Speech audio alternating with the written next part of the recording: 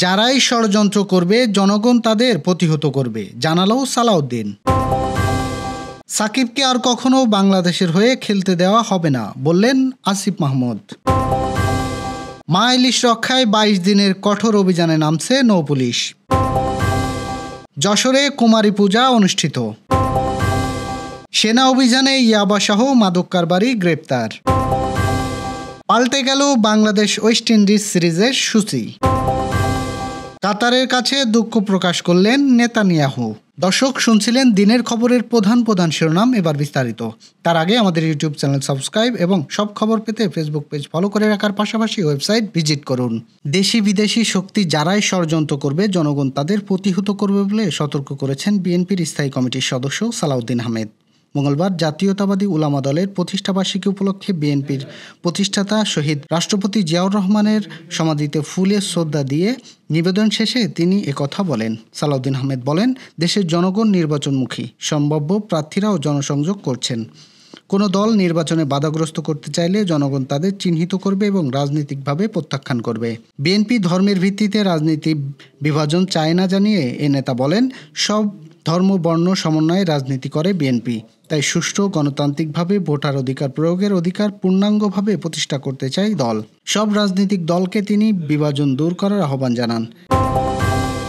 বাংলাদেশের ক্রিকেটে সবথেকে বড় তারকা সাকিব আল হাসান ব্যাটে বলে দীর্ঘদিন সময় ধরে বাংলাদেশ ক্রিকেটেরই নয়, রাজত্ব করেছেন পুরো বিশ্ব ক্রিকেটে। তবে এবার বোধহয় জাতীয় দলের জার্সিতে সাকিবের অধ্যায় শেষ হয়ে গেল।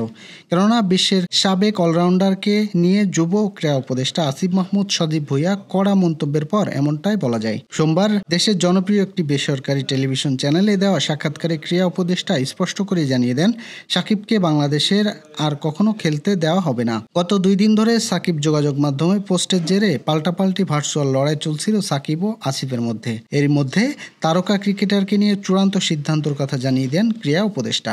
সাক্ষাৎকারে তিনি বলেন, তাকে বাংলাদেশের পতাকা বহন করতে দেওয়া যাবে না। বাংলাদেশের জার্সি পরিচয় বহন করতে দেওয়া, এটা আমার পক্ষে কোনোভাবেই সুযোগ করে দেওয়া সম্ভব না। ইতিপূর্বে আমি বিসিবিকে না বললেও এখন বোর্ডের প্রতি স্পষ্ট নির্দেশনা থাকবে, সাকিব আল হাসান আর কখনো বাংলাদেশ টিমে খেলতে পারবেন না। মা ইলিশ সংরক্ষণ অভিযান 2025 সফল করতে আগামী 4 অক্টোবর থেকে 25 অক্টোবর পর্যন্ত 22 দিনের জন্য সারা দেশে ইলিশ আহরণ সব ধরনের কার্যক্রম নিষিদ্ধ ঘোষণা করা হয়েছে। এই কঠোর নিষেধাজ্ঞা বাস্তবায়নে প্রয়োজনীয় সংখ্যক অফিসার ও ফোর্স নিয়ে মাঠে নেওয়ার নির্দেশ দিয়েছে নৌপুলিশের প্রধান অতিরিক্ত আইজিপি কুসুম দেওয়ান। সোমবার নৌপুলিশ হেডকোয়ার্টার মা ইলিশ সংরক্ষণ অভিযান নিয়ে আয়োজিত মতবিনিময় আলোচনা সভায় অতিরিক্ত আইজিপি কুসুম দেওয়ান এই নির্দেশনা দেন। আসন্ন অভিযানে আগামী 4 অক্টোবর থেকে শুরু হয়ে চলবে 25 অক্টোবর পর্যন্ত। এই 22 দিনের মধ্যে দেশের সকল জলসীমায় ইলিশ আহরণ, পরিবহন, মজুত, ক্রয় বিক্রয়, প্রক্রিয়াজাতকরণ, বাজারজাতকরণ এবং বিনিময় সম্পূর্ণ নিষিদ্ধ থাকবে। বাঙালি সনাতন বিশ্বাসীদের সবথেকে বড় উৎসব শারদীয় দুর্গাপুজোর শ্রী শ্রী দুর্গা অষ্টমী তিথি ধর্মীয় নানা মাঙ্গলিক আচার অনুষ্ঠান ও ভক্তদের অঞ্জলি প্রদানের মধ্য দিয়ে শুক্রবার সকালে সম্পূর্ণ হয়েছে। পূজার মধ্যভাগে মাতৃত্ববোধনে যশোরের রামকৃষ্ণ আশ্রম মিশনে সকাল 10:30টার দিকে হয়েছে কুমারী পূজা। যশোর বেশপাড়ার বাসিন্দা 3 বছর বয়সী কন্যাকে শাস্ত্রমতে ত্রিয়ামূর্তি নামে এবার মাতৃদেবী জ্ঞানে পূজিত হয়। কুমারী পূজা শেষে মাতৃবন্দনায় ভক্তবৃন্দ পুষ্পাঞ্জলি দিয়ে তাদের অন্ন দেন দুর্গগণিসিনী শ্রী শ্রী দেবা দুর্গার কমল চরণে। যশোর রামকৃষ্ণ আশ্রম মিশনে এই বলি কার্যক্রমে অংশ নেন বিদেহী ভবনের শিক্ষার্থীবৃন্দ। সার্বিক তত্ত্বাবধানে ছিলেন যশোর রামকৃষ্ণ আশ্রম ও মিশনের অধ্যক্ষ স্বামী জ্ঞান প্রকাশানন্দ মহারাজ ও সহ অধ্যক্ষ আত্মবিভাজনন্দ মহারাজ। ঝিনাইদহের মহেশপুরে সেনাবাহিনীর অভিযানে ইয়াবাসহ এক মাদক ব্যবসায়ীকে গ্রেপ্তার করা হয়েছে। মঙ্গলবার গভীর রাতে ভৈরব বাজার এলাকায় সুনির্দিষ্ট গোয়েন্দা তথ্যের ভিত্তিতে সেনা সদস্য ও থানা পুলিশের যৌথ অভিযানে গ্রেপ্তার পরিচালনা করা হয়। মহেশপুর থানা ও সেনা ক্যাম্প সূত্র জানা গেছে, রাত আনুমানিক 1টার দিকে যৌথ বাহিনীর অভিযান চালায় শাহ আলম নামে এক সক্রিয় মাদক ব্যবসায়ীকে আটক করে। সে ভৈরব বাজার এলাকার বাসিন্দা। প্রথমে সেনা সদস্যের উপস্থিতি টের পেয়ে শাহ আলম নিজ বাড়ির ভিতরে লুকিয়ে পড়লেও পরে কর্ডন ও সার্চ অভিযানের মাধ্যমে তাকে আটক করা হয়। তল্লাশিকালে তার কাছ থেকে 256 পিস ইয়াবা সেবনের সরঞ্জাম, নগদ 49,150 টাকা এবং 3টি মোবাইল ফোন উদ্ধার করা হয়। আটক শাহ আলমকে প্রাথমিক জিজ্ঞাসাবাদের পর আইনানুগ ব্যবস্থা গ্রহণের জন্য মহেশপুর থানা পুলিশের কাছে হস্তান্তর করা হয়েছে। মহেশপুর থানার অফিসার ইনচার্জ নজরুল ইসলাম ঘটনাটি নিশ্চিত করেছেন। অক্টোবরে 3টি ওয়ানডে এবং টি-20 খেলতে বাংলাদেশে আসছে ওয়েস্ট ইন্ডিজ।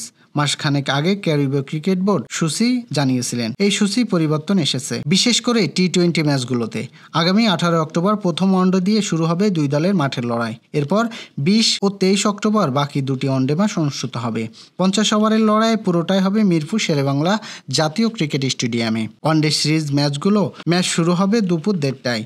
ওয়ানডে সিরিজ শেষে 24 অক্টোবর ঢাকা থেকে চট্টগ্রাম যাবে দল। সেখানে 3 ম্যাচের টি-20 সিরিজ খেলার কথা ছিল 27 ও 30 অক্টোবর এবং 1 নভেম্বর। সেখানে এসেছে বদল।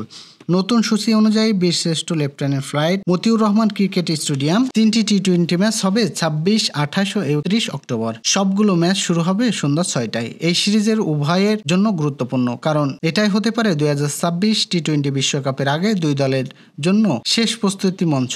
আগামী ফেব্রুয়ারিতে ভারত ও শ্রীলঙ্কায় যৌথভাবে সংরক্ষণে মেগা টুর্নামেন্ট অনুষ্ঠিত হবে। সেখানে ডিফেন্ডিং চ্যাম্পিয়ন হিসেবে লড়বে ভারত। কাতারের দোহায় হামাস নেতাদের উপর ইসরায়েলের ক্ষেপণাস্ত্র হামলার এক কাতারি নাগরিক নিহত হওয়ার ঘটনায় দেশটির কাছে দুঃখ প্রকাশ করেছেন ইসরায়েলের প্রধানমন্ত্রী বেনিয়ামিন নেতানিয়াহু।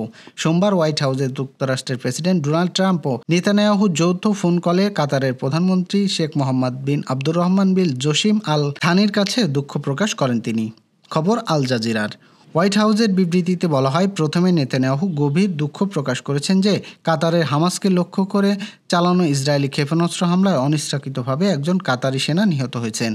বিবৃতিতে আরও বলা হয়, জিম্মি আলোচনা চলাকালে হামাস নেতৃত্বে লক্ষ্য করে পরিচালিত হামাসের মাধ্যমে ইসরায়েলি কাতার সার্বভৌমত্ব লঙ্ঘন করেছে। এ বিষয়ে নেতানিয়াহু দুঃখ প্রকাশ করেন এবং ভবিষ্যতে এই ধরনের ঘটনা আর ঘটবে না বলে প্রতিশ্রুতি দেন। এদিকে কাতার পররাষ্ট্র মন্ত্রণালয়ের বিবৃতিতে জানায়, এই ফোন আলাপ ছিল দোহা শহরের আবাসিক এলাকা হামাস আলোচনাকারী দলের বসবাস স্থান চালানো ইসরায়েলি অগ্রাসনের প্রতিক্রিয়া মোকাবেলায় মার্কিন প্রচেষ্টার অংশ। এই ছিল দুপুরের আয়োজন। রাতের খবর দেখার আমন্ত্রণ রইল। সেই সঙ্গে এতক্ষণ সাথে থাকার জন্য ধন্যবাদ।